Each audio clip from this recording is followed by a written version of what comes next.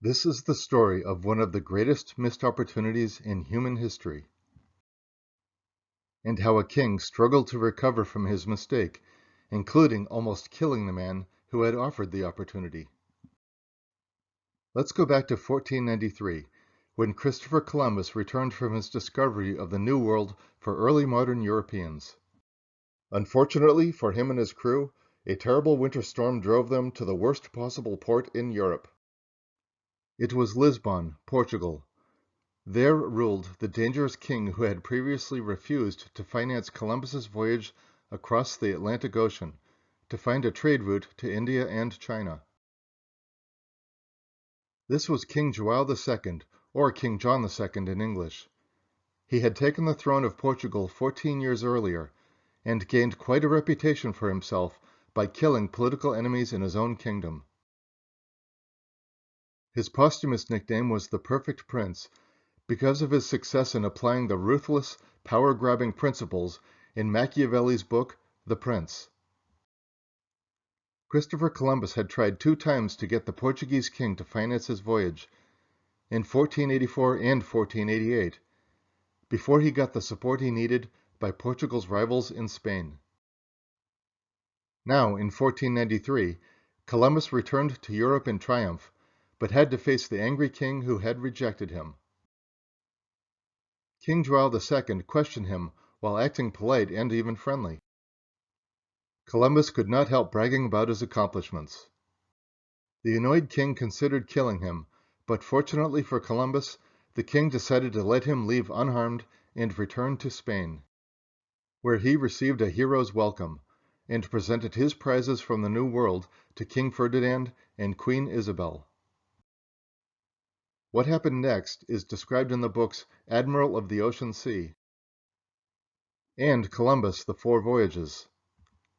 Pope Alexander VI closely followed Columbus's discoveries, recognizing they could mightily increase the reach of the Church of Rome and his personal power, but it was crucial that he divide the spoils among the competing states that would administer and exploit their resources.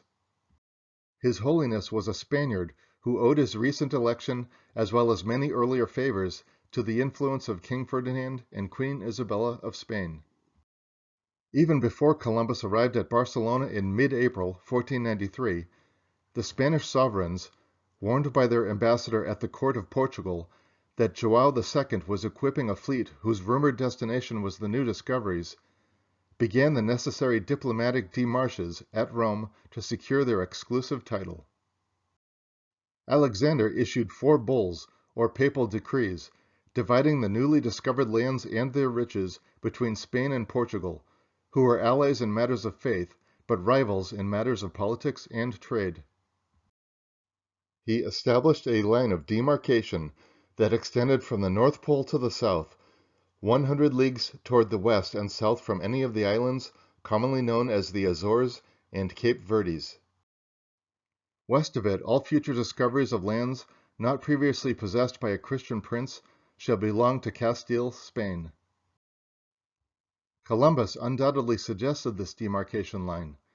He later wrote, "When I sailed from Spain to the Indies, I found straightway, on passing 100 leagues to the west of the Azores, a very great change in the sky, the stars, the air temperature, and in the oceans." In other words, the meridian 100 leagues west of the Azores marked the division between European and American conditions, so the Pope's decrees took an imaginary physical and meteorological boundary and made it a political one.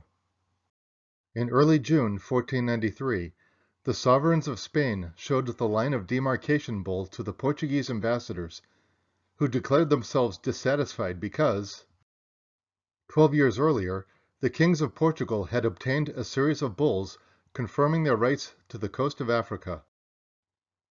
Joao believed that gave Portugal a horizontal line of demarcation running through the Canary Islands.